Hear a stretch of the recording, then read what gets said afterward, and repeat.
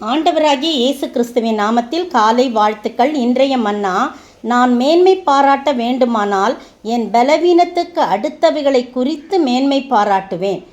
2 கொரிந்தியர் 11:30 பாருங்கள். அப்போஸ்தலனாகிய பவுல் சொல்கிறாரு, எனக்குன்னு மேன்மை பாராட்ட ஒன்றும் இல்லை, ஆனால் நான் மேன்மை பாராட்ட வேண்டும் என்று சொன்னால் என் பலவீனத்துக்கு அடுத்தவைகளை குறித்து நான் மேன்மை பாராட்டேன். எனக்கு பலவீனம் இருக்கா, பரவாயில்ல, அதை குறித்து நான் மேன்மை பாராட்டேன். ஏன்னா என்னுடைய பலவீனத்தில் அவர் தான் கூட இருப்பான்னு சொல்கிறாரு. முதல் வசனம். அதுக்கு முந்தின வசனம் பாருங்கள். ஒருவன் பலவீனனானால் நானும் பலவீனன் ஆகிறது இல்லையோ, ஒருவன் இடறினால் என் மனம் எரியாதிருக்குமோ அப்படின்னு சொல்லிட்டு, ஏன்னா அதுக்கு முந்தின வசனம் சபை எவ்வளோ நெருக்கப்படுற அப்போஸ்தலனாகிய பவுல். ஏன்னா ஆண்டவர் சொல்லிட்டார் அனனியாட்ட, அவன் என் நிமித்தமாய் எவ்வளவு பாடுபட வேண்டும் என்பதை நான் அவனுக்கு கற்பிப்பேன், போதிப்பேன் சொல்லி அவரை அழைச்ச உடனேயே அப்போஸ்தல நடவடிக்கைகள் புத்தகத்தில் 9ஆம் அதிகாரத்தில் சொல்கிறாரு, அவன் ராஜாக்களுக்கும் எல்லா மனுஷர்களுக்கும் அவர் என்னைய அறிவிக்கிற நான் தெரிந்து கொண்ட பாத்திரமாக இருக்கிறான். ஆனால் அதே சமயத்தில் அவன் என் நிமித்தமாக எவ்வளவு பாடுபட வேண்டும் என்பதை நான் அவனுக்கு காண்பிப்பேன் சொல்லி அப்போஸ்தலர் 9:15-16 ராஜாக்களுக்கும் இஸ்ரவேல் புத்திரருக்கும் புறஜாதிகளுக்கும் என்னுடைய நாமத்தை அறிவிக்கிறதுக்காக நான் தெரிந்து கொண்ட பாத்திரம் அப்படின்னு சொல்லிட்டு சவுலை பவுலாக்கினவொன்னு அங்கே சொல்கிறார். அந்த பாடுகள் தான் அந்த 2 கொரிந்தியர் 11ஆம் அதிகாரம் 24 பாருங்கள். 1 குறைய 40 அடி 5 தரம் அடிக்கப்பட்டேன், 3 தரம் மில்லாறுகளால் அடிப்பட்டேன், 1 தரம் கல்லெறியுண்டேன் அப்படின்னு நீங்கள் வசனத்தை வாசித்து பார்த்தீங்கன்னா கிட்டத்தட்ட நான் எழுதினது வரைக்கும் 23 பாடுகள் அதில் போட்டிருக்குது. ஆண்டவர் கூட நான் 40க்கு 1 குறைய 39 அடிகள் பட்டார். ஆனால் இவர் 40 அடியாக 5 தரம் அடிக்கப்பட்டாராம். அப்போ 39 × 5 195 தடவை அவர் அடிக்கப்பட்டார்னு சொல்லி பார்க்குறோம். அருமையான வேளையிலே அவர் சொல்கிறார், ஆனால் நான் என்னுடைய பலவீனத்தை குறித்து நான் மேன்மை பாராட்டுவேன் அப்படின்னு சொல்கிறார். நீங்கள் 2 கொரிந்தியர் 12ஆம் அதிகாரத்தில் பார்த்தீங்கன்னா அவருக்கு ஒரு முள் கொடுக்கப்பட்டிருந்தது. அந்த முள் எடுக்கப்பட வேண்டும் என்று சொல்லி அவர் கேட்கும்போது அது என்னை விட்டு நீங்கும்படிக்கு நான் 3 தரம் கர்த்தரிடத்தில் வேண்டிக் கொண்டேன். 8ஆம் வசனம் 12:8.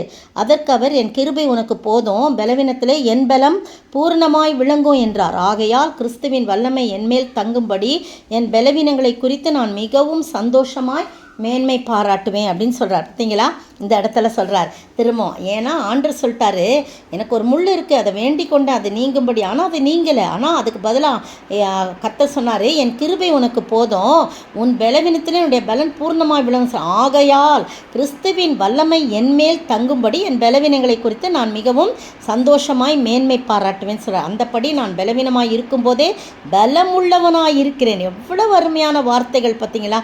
அப்புறம் ஆகையால் கிறிஸ்துவின் நிமித்தம் எனக்கு வரும் பலவீனங்களிலும் நிந்தைகளிலும் நெருக்கங்களிலும் துன்பங்களிலும் இடுக்கண்களிலும் நான் பிரியப்படுகிறேன் அப்படின்னு சொல்லி சொல்கிறத நம்ம பார்க்குறோம். எவ்வளோ அருமையான வசனம் பாருங்கள். அந்த வார்த்தைக்கும் இந்த வார்த்தைக்கும் ஏன் அவர் பலவீனங்களை குறித்து மேன்மை பாராட்டினா, கடவுள் அவனோடு கூட இருக்கிறார், இயேசு அவரோடு கூட இருக்கிறார். என் கிருபை உனக்கு போதும், உன் பலவீனத்தில் நான் உனக்கு பூர்ணமாக விளங்குவேன் அப்படின்னு சொல்லி சொல்கிறத பார்க்குறோம். நீங்களும் நானும் பலவீனமாக இருக்கும்போது நான் பயப்பட வேண்டாம். பலவீனம் வந்தாலும் என் ஆண்டவர் என்னோடு கூட இருக்கிறார். நான் அப்படி பலவீனமாக இருக்கிறவங்களுக்கு, வியாதியஸ்தர்களுக்கெல்லாம் ஒரு வாக்கு தத்துவம்னு சொல்லி நிறைய வசனங்கள் எழுதி அவங்களுக்கெல்லாம் நான் போஸ்ட் பண்ணியிருக்கிறேன். அந்த நாட்களில் போஸ்ட் பண்ணுவேன். எனக்கு அருமையாய் தெரிந்த ஒரு அருமையான சகோதரி, பெரிய உயர்ந்த இடத்துல இருக்கிறவங்க, அவங்களுக்கு கேன்சர், லங் கேன்சர் அவங்க 4th ஸ்டேஜுன்னு சொல்லி சென்னையில் அட்மிஷன் ஆகியிருந்தாங்க. அப்போ நான் நேரடியாக அவங்கக்கிட்ட பேச முடியாது, பெரிய அதிகாரியுடைய மனைவி. அதனால் நான் என்ன செஞ்சேன், இது மாதிரி வாக்குத்தத்த வசனங்களாக எழுதி, முக்கியமாக இந்த வசனத்தை எழுதி போஸ்ட் பண்ணியிருந்தேன். அப்போது அவங்க அதை படிச்சுட்டு நல்ல அவங்க உறுதியாக விசுவாசத்தோடு அவங்க படித்தாங்க. இன்றைக்கும் நான் சொல்கிறது கிட்டத்தட்ட ஒரு 30 வருஷத்துக்கு முன்னாடி நடந்த சம்பவம். திடீர்னு அது ஞாபகம் வந்துச்சு. அப்போ அவங்க மக என்னை கூப்பிட்டு கேட்டாங்க, நீங்கள் தானே சிஸ்டர் இந்த வசனம் எழுதி அனுப்புனீங்கன்னு. அதுக்கு பிறகு ஆமாம் அப்படின்னு சொன்னேன். எனக்கு அது கொஞ்சம் இதுவாக இருந்துச்சு, டக்குன்னு எப்படி நம்ம அனுப்புறது அப்படின்னு சொல்லி. ஆனால் நான் அன்றைக்கி அனுப்பினேன். இன்றைக்கும் அவர்கள் ஜீவனோடு இருக்கிறார்கள். பிரியமானவர்களே, இந்த வசனங்களை நம்ம பற்றி கொள்ளும்போது எத்தனையோ பேருக்கு காயம் கட்டுகின்ற வார்த்தையாக இது இருக்கிறது. அப்போஸ்தலனாகிய பவுல் பவுலுக்கு அந்த பலவீனம் இருந்துச்சு. ஆனால் அந்த பலவீனத்தை குறித்து அவன் மேன்மை பாராட்டினான். காரணம் என்ன தெரியுமா? அவனுடைய பலவீனத்திலே கர்த்தருடைய பலம் பூர்ணமாக இருந்தது. அவருடைய கிருபை போதுமானதாக இருந்தது. அவன் சொல்கிறான், கிறிஸ்துவின் வல்லமை என்மேல் தங்கும்படி என் பலவீனங்களை குறித்து நான் மிகவும் சந்தோஷமாய் மேன்மை பாராட்டுகிறேன்.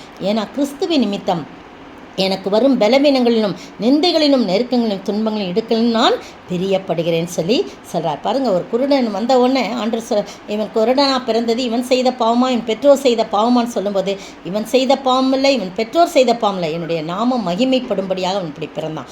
அப்போ நம்ம பலவீனங்கள் வந்தால் தேவனுடைய நாமம் மகிமைப்படும். அதை மட்டும் நம்ம உறுதியாய் பற்றி கொண்டு அவருடைய கிருபையை சார்ந்து கொள்ள ஆண்டவர் தாமே கிருபை செய்வாராக. ஆமேன். கிருபையால் நிலை நிற்கிறோம், கிருபையால் நிலை நிற்கிறோம். கிருப கிருப கிருப கிருப பெயர் சொல்லி அழைத்தது உங்க கிருப, என்னை பெரியவனாக்கியது உங்க கிருப.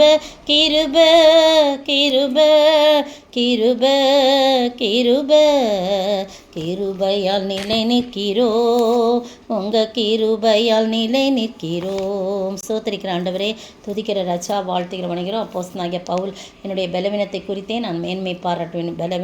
மேன்மை பாராட்ட ஒன்று என்றால் அது பலவீனம் குறித்துன்னு சொல்லி சொல்கிறார் ஆண்டவரே. அதுபோல் நாங்களும் எத்தனையோ பலவீனங்கள், கஷ்டங்கள், வேதனைகள் இருக்கும்போது நாங்கள் அதை குறித்து மேன்மை பாராட்டுவோம். ஏனென்றால் கிறிஸ்து எங்களோடு கூட இருக்கிறீர், உங்களுடைய கிருபை எங்களோடு கூட இருக்கிறது. எங்களுடைய பலவீனத்திலும் உங்களுடைய பலன் பூர்ணமாக விளங்கும். உங்களுடைய நாம மகிமைக்கென்று எங்களுக்கு இந்த பலவீனம் வந்திருக்குன்னு சொல்லி உங்களுடைய நாமத்தை மகிமைப்படுத்தி அதை குறித்து நாங்கள் மேன்மை பாராட்டி வாழ நீர் கிருபை செய்ய வேண்டும் என்ற கர்த்தரும் மீட்பரும் ராஜாவுமாகிய இயேசு கிறிஸ்துவின் விலையேற பெற்ற நாமத்தில் ஜெபிக்கிறேன் பிதாவே, ஆமேன். நேற்றைய பதில்: அவர் எருசலேமுக்கு போக தமது முகத்தை திருப்பி தமக்கு முன்னாக தூதர்களை அனுப்பினார். லூக்கா 9:51-52. இன்றைய கேள்வி: தேவனுடைய ராஜ்யத்திற்கு தகுதியுள்ளவன் அல்ல என்று யாரை பற்றி சொல்லுகின்றார்? தேவனுடைய ராஜ்யத்தில் தகுதியுள்ளவன் அல்ல என்று சொல்லி யாரை குறித்து இயேசு சொன்னார்?